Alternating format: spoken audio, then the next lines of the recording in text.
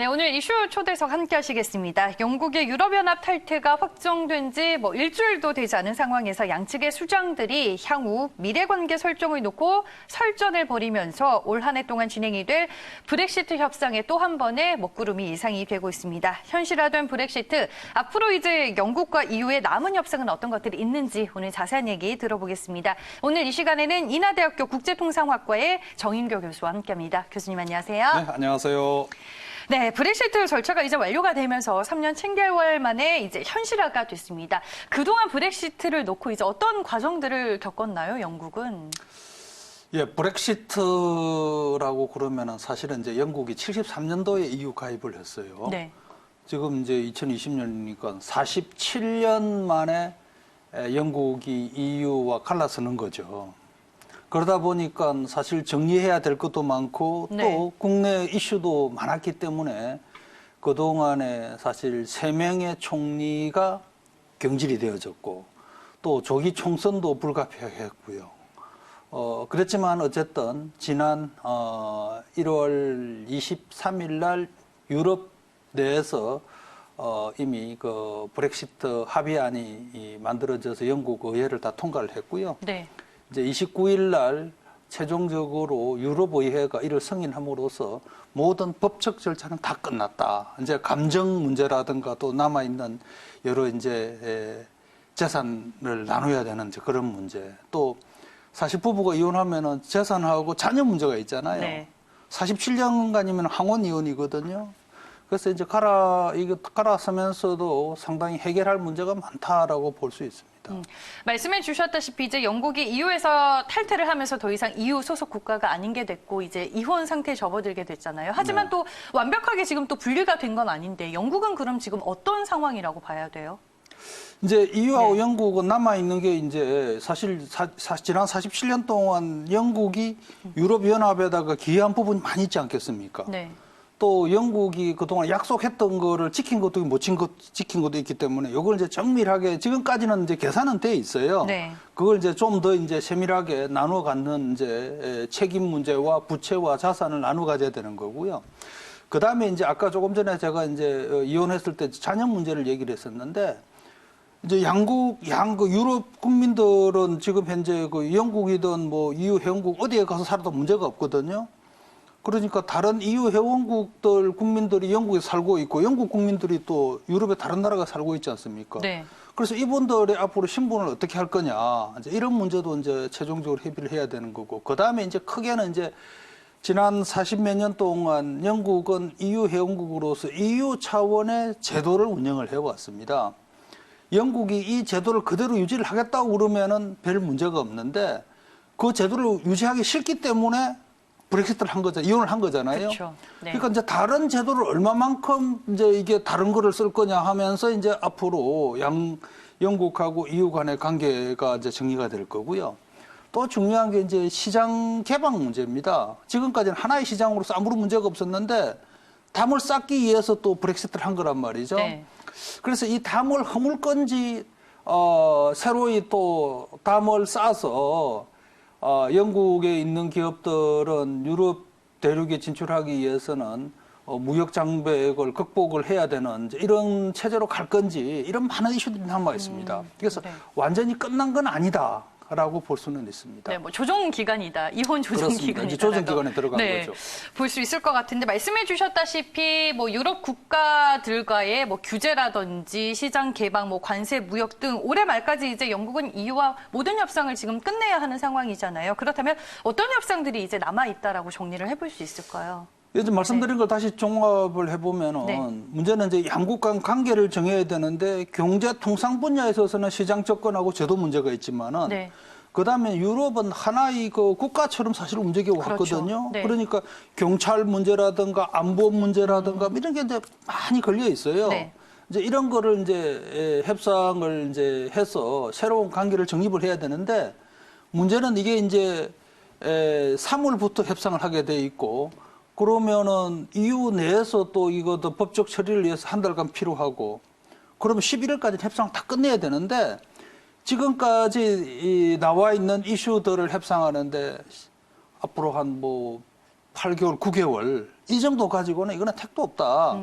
최소한 2, 3년은 필요하다라고 그러는데 이제 영국 존스 총리는 어찌됐든 간에 하여튼 11월까지 끝내겠다라고 했고 그다음에 이제 이걸 조정 기간을 연장을 하려고 그러면은 6월에 그 EU 정상회의가 열립니다. 네. 영국도 참여하고요.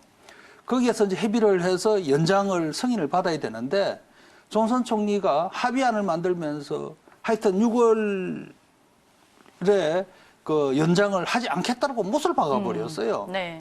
그러니까 이제 이게 세계적으로 봤을 때는 영국이 브렉시트를 하면서 EU와 정말로 이 다른 체제를 가기를 존슨 정부는 지금 계산하고 있지 않냐라고 보면서 노딜로 갈 수 있다라는 이런 우려들이 나오고 있는 거죠. 네, 말씀해 주셨다시피 뭐 영국이 원하면 연장을 할 수 있지만 존슨 총리 입장에서는 연장 없다, 뭐 확고한 입장이고 그렇다면 말씀해 주셨다시피 올해 연말까지 협상을 정말 못하게 되면 노딜 브렉시트 가능성도 저희가 열어둬야 될까요? 예, 이제 우리가 노딜이라고 그러면은 지금까지 노딜이라고 그러면은 이제 영국이 EU를 떠나면서 이런 그 합의문조차도 없이 영국을 떠나게 됨으로써 모든 게 엉망인 상태가 되는 거를 사실 지금까지 노딜이라고 했었어요. 네. 그런데 이제 지금 보면은 브렉시트 자체는 명확하게 이제 일정대로 가게 돼 있습니다. 근데 그 이후에 이제 영국하고 EU 간의 관계가 새로이 정립이 안 된 채로 브렉시트가 이루어지면은 사실은 이제 영국은 EU와는 현재의 WTO 체제 하에서만 교역을 하게 되니까 실질적으로는 노딜하고 같아져 버리는 거죠. 네. 그래서 이제 국제사회는 영국이 EU와 그래도 좀 더 긴밀한 관계를 가질 수 있도록 이런 관계 협상을 하라고 하는데 존슨 총리가 정치적인 어떤 뭐런 이유인지 아니면 본인의 어떤 이데올로기적인 생각 때문인지 그걸 사실상 거부하고 있는 거고요. 하여튼 뭐 존슨 총리는 우리가 이제 EU 밖에서 네. 영국의 저력을 드디어 발휘할 수 있게 됐다라고 이렇게 뭐 떠들고 다니고 있거든요. 그럼으로써 영국은 EU와 국제사회가 생각하고 있는 그런 체제로는 가지는 않을 것이다라는 게 일반적인 전망입니다. 뭐 EU와 영국의 이제 존슨 총리 입장 차이가 아직까지는 뭐 많이 좁혀지지는 못하고 있는 것 같은데 현재 이제 브렉시트에 대한 다른 EU 국가들의 입장과 반응은 어때요? 그러면? 이게 이제 사실 영국은 EU 내에서 독일 다음으로 경제 규모가 크거든요.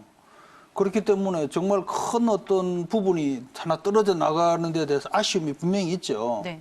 근데 이제 문제는 이게 영국이 떨어져 나가다면 다음에 또 경제적으로 어렵거나 정치적인 어떤 뭐 다른 색깔을 가진 집단이 집권을 하게 되면서 우리도 EU 떠나겠다 소리를 할 수 있는 나라들이 나올 수 있지 않습니까? 그렇죠. 선례가 될 수 있으니까. 그 선례가 분명히 되는 거거든요. 네. 그러니까 이제 EU 측에서는 이번에 한번 나간 영국에 대해서는 본때를 보여주자. 집 떠나고 나면 얼마나 개고생하는지를 알도록 만들어주자라고 이렇게들 생각을 하고 있는 거예요. 아쉬운 네. 측면이 있지만은 영국한테 영국이 원하는 대로 들어줄 수는 없다. 라는 게 지금 현재 그 EU 지도부의 생각이고, 그 영국은 뭐 자기들이 어떤 이 경제 규모도 있기 때문에 EU한테 적당하게 딜을 해서 자기들이 원하는 쪽으로 끌어낼 수 있을 거라고 생각을 하지만은 EU 생각은 완전히 다릅니다. 네. 그러면 이제 브렉시트가 장기간 영국 경제에 미치는 영향은 어떤가요, 교수님?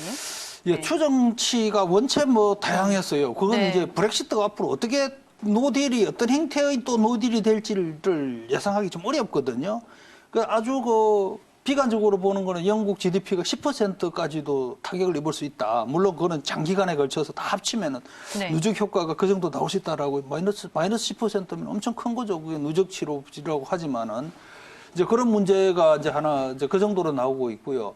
아무리 낙관적으로 보더라도 GDP 기준으로는 한 2, 3% 정도 빠질 거다라는 생각이 들고, 그 다음에 이제 영국 국민들도 과거에는 능력이 있거나 본인들이 또 사업의 아이템만 좋으면 유럽 대륙에 가서 아무 데나 가서 비즈니스도 하고 직장도 구했거든요. 네. 근데 그게 다 이제 없어지는 문제가 있고요. 또 이제 더 큰 문제는 사실은 이제 북아일랜드 문제입니다. 스냅백 뭐 등등 이런 얘기들이 많았지 않습니까? 이제 북아일랜드가 앞으로 시간이 지나면서 독립을 요구할 가능성이 있고요. 네. 또 저 북쪽으로 영국 북쪽으로 보면 스코틀랜드라는 지방이 있는데 전통적으로 스코틀랜드는 또 영국이 브리튼 쪽에 대해서 상당히 그 불만이 많은 지역이거든요. 거기도 독립 문제가 튀어나올 수 있고.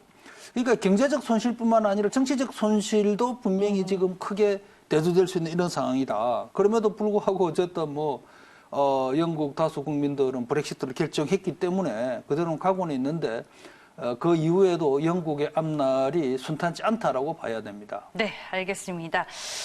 브렉시트 협상도 이제 연말까지 해야 되는 상황에서 또 한 번의 먹구름들은 예상이 되고 있는데 이번 브렉시트가 한국 경제와 산업에 또 미치는 영향을 많이들 궁금해하실 것 같아요.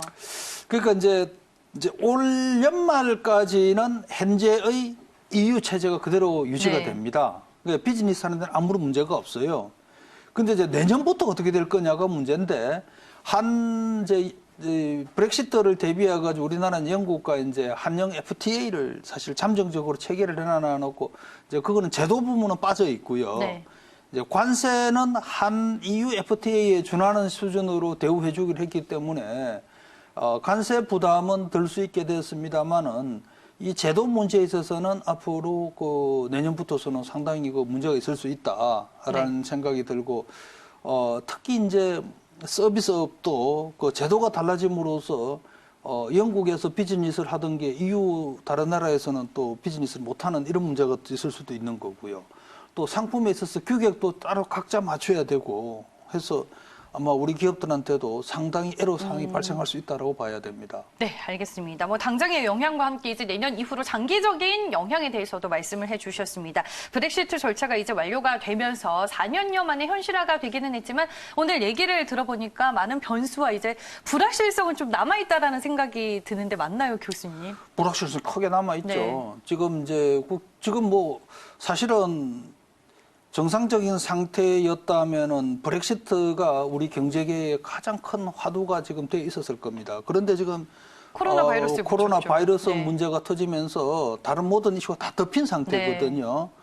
물론 코로나 바이러스는 이거는 생명에 관련되고 이런 이슈이기 때문에 우리가 우선적으로 봐야 되는 거고, 더 나아가서 이게 잠재적으로 경제 사회적으로 미칠 영향이 엄청 크지 않겠습니까? 네. 이 극복이 이제 최우선이긴 하죠.